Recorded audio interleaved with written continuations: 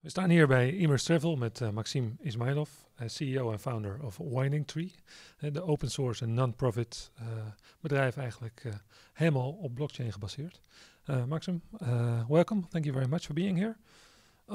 It said on your LinkedIn profile you're very frustrated with the state of tech and travel. What's the biggest frustration? I think the infrastructure is not there.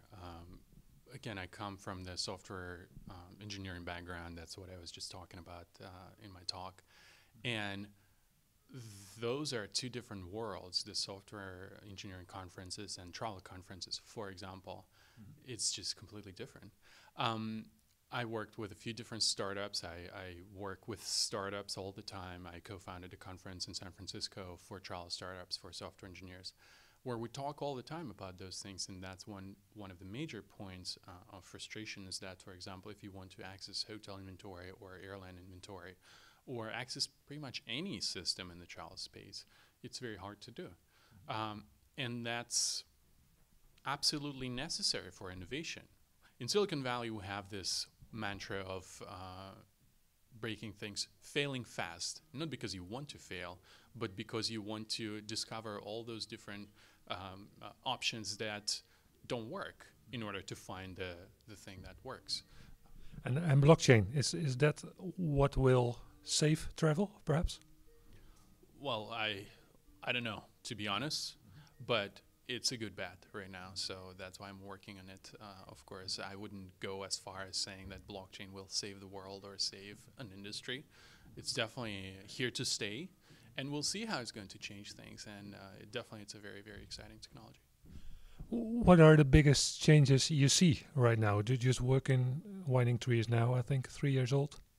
Or it's actually about a year old. We just raised money a few months ago. And the big changes because of the blockchain technology, it's still early to tell. That technology is about 10 years old. I mean, we've known about that technology for quite some time. What would you like to change then? Right.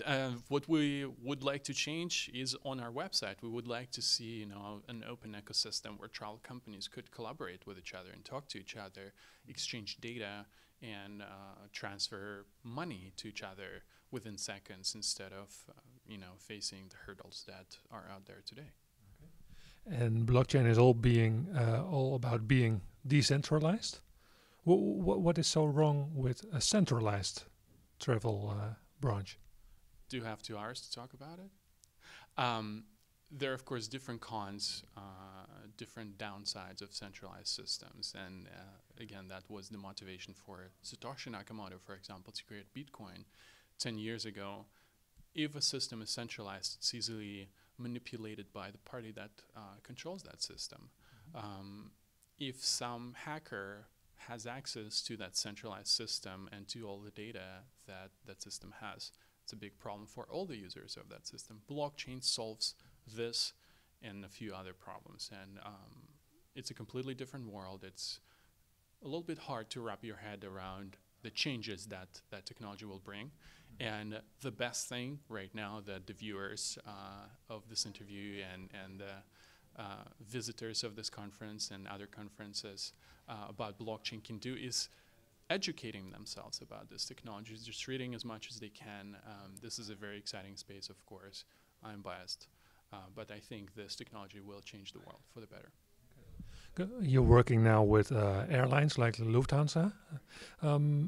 Are they looking for education? What are they looking for? Absolutely. That's a crucial part of what we do with our partners, such as Lufthansa, Air New Zealand, and Nordic Choice. Partly we are a consultancy, and that's what we do for them. We explain to them how to think about blockchain. Again, there is a learning curve. It's not as easy.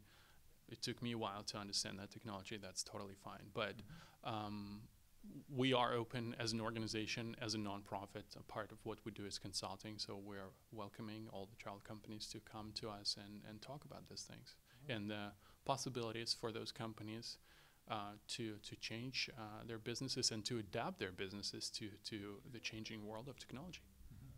And what kind of travel companies should be afraid of Winding Tree? No one should be afraid. Winding Tree is not a monster. It's something like the internet, and I said that several times in my articles and talks at conferences.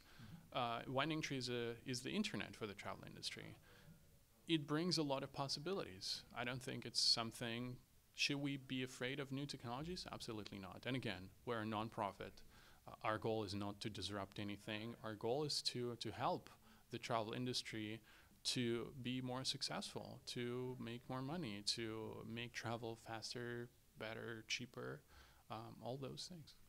But there are companies there that will be disrupted by the technology, or If they don't understand the technology, if they willfully, close their eyes and pretend that nothing is happening, of course. But that happens all the time. If you ignore the technology, I don't know, newspapers 20 years ago, 25 years ago, they decided to ignore the internet, and what happened today, right?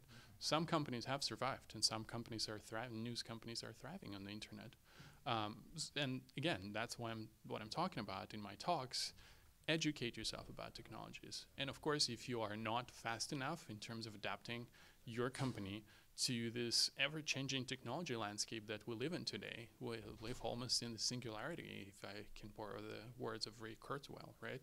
If you cannot adapt, if you cannot learn as an organization, of course you will face problems. Is it something that Winding Tree wants to do? Absolutely not. We're just the agents of this change. that's a nice finish, I think.